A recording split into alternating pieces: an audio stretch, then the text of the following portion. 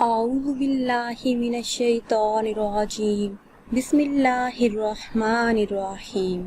ناظرین و سامعین، ایک نئی ویڈیو کے ساتھ آپ کی خدمت میں حاضر ہیں۔ آج کی اس خاص ویڈیو میں ماہ ذی الحج کی اہمیت و فضیلت آپ کے ساتھ شیئر کریں گے۔ ماہ ذی الحج ہمارے اسلامی سال کا آخری مہینہ ہے۔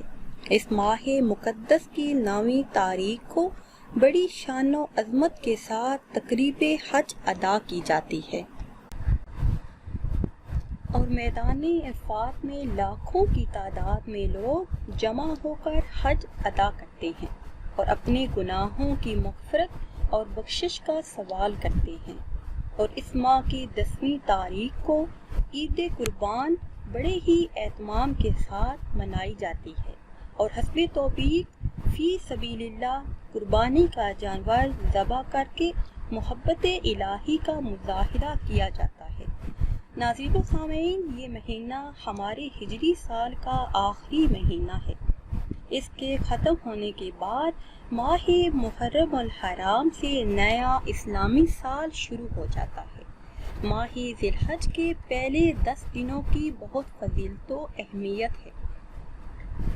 نبی کریم صلی اللہ علیہ وسلم کا ارشاد گرامی ہے، ماہ ذی الحج کے پہلے 10 دن عبادت کرنا اللہ تبارک و تعالی کے نزدیک باقی تمام ایام کی عبادت سے زیادہ محبوب ہیں۔ ان ایام میں سے ایک دن کے روزے کا ثواب 1 سال کے روزوں کے ثواب کے برابر ہے۔ ان ایام کی راتوں میں سے ہر ایک رات کے قیام کا ثواب لیلۃ القدر کے قیام کے ثواب کے برابر ہے۔ ناظرین و سامعین، ذی الحج کے پہلے 9 دنوں میں روزہ رکھنے کی بہت زیادہ فضیلت و اہمیت ہے۔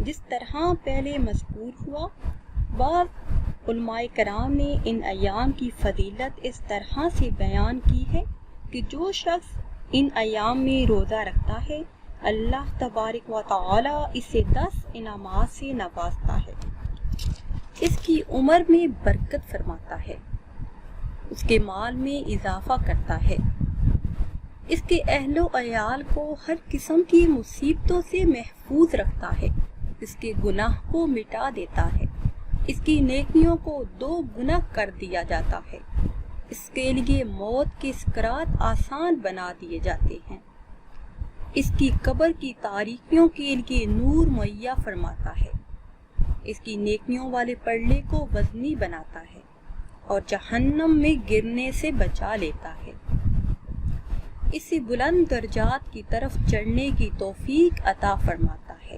سبحان اللہ۔ روایت میں یہ مذکور ہے کہ اللہ تبارک و تعالی نے سال سے 3 عشرے منتخب فرمائے ہیں۔ رمضان المبارک کا آخری عشرہ، جس میں لیلۃ القدر کی برکات نازل ہوتی ہیں، ذی الحج کا پہلا عشرہ، جس میں یوم ترویہ، یوم عرفہ، قربانیوں کا ذبح کرنا، تلبیہ کہنا، حج ادا کرنا اور بہت سی اقسام کی عبادات کا پایا جانا ہے۔ روایت میں یہ آیا ہے کہ اللہ تبارک و تعالی ملائکہ کے سامنے فخر کرتے ہوئے کہتا ہے کہ اے میرے ملائکہ، میرے بندوں کو دیکھو، وہ کس طرح ہر گہری وادی سے پرکندہ بال اور گرد و غبار سے اٹے ہوئے آ رہے ہیں تاکہ وہ اللہ تبارک و تعالی کی برکت حاصل کرے۔ اے ملائکہ، تم گواہ رہنا کہ میں نے ان تمام کو بخش دیا ہے۔ اور تیسرا عشرہ ہے محرم شریف کا پہلا عشرہ، جس میں عاشورہ کے دن کی برکات ہیں۔ اس لیے علماء کرام فرماتے ہیں کہ اگر کوئی شخص یہ نظر مانے کہ میں سال کے افضل ایام میں رمضان شریف کے بعد روزے رکھوں گا، تو اس پر واجب ہے کہ وہ ذی الحج کے پہلے عشرہ میں روزے رکھے، اور اللہ تبارک و تعالی اس کے لیے 60 سال کے روزوں کا ثواب لکھ دیتا ہے اور اسے عبادت گزاروں میں شمار کیا جاتا ہے۔ حضرت عبداللہ ابن عباس رضی اللہ تعالیٰ عنہ سے روایت ہے، انہوں نے کہا کہ رسول اللہ صلی اللہ علیہ وسلم نے فرمایا، ذی الحج کے 10 دنوں میں جو عمل کیا جاتا ہے وہ باقی تمام ایام میں کیے جانے والے عمل سے اللہ تبارک و تعالیٰ کی بارگاہ میں زیادہ محبوب ہوتا ہے۔ آپ سے پوچھا گیا کہ کیا اللہ تبارک و تعالیٰ کے راستے میں جہاد کرنے سے بھی وہ عمل زیادہ پسندیدہ ہے؟ تو آپ صلی اللہ علیہ وسلم نے فرمایا، ہاں، البتہ وہ آدمی جو اپنا مال لے کر جہاد کے لیے نکلے اور واپس نہ پلٹے یہاں تک کہ وہ شہادت کا مرتبہ حاصل کر لے، تو گویا اس کا درجہ اس سے بلند ہوا۔ روایت میں آتا ہے کہ حضرت موسیٰ علیہ السلام نے اللہ تبارک و تعالیٰ کی بارگاہ میں عرض کی، اے میرے پروردگار، میں نے تیری بارگاہ میں التجا کی کہ تو مجھے اپنا حسن و جمال دکھا، تو تو نے میری یہ آرزو قبول نہ فرمائی۔ اب مجھے ایسی دعا سکھا جس کے ساتھ میں تجھے پکار سکوں۔ تو اللہ تعالیٰ نے موسیٰ علیہ السلام کی طرف وحی بھیجی اور فرمایا، اے موسیٰ، جب ذی الحج کے 10 دن داخل ہو جائیں تو پڑھا کر لا الہ الا اللہ، میں تیری حاجت پوری کر دوں گا۔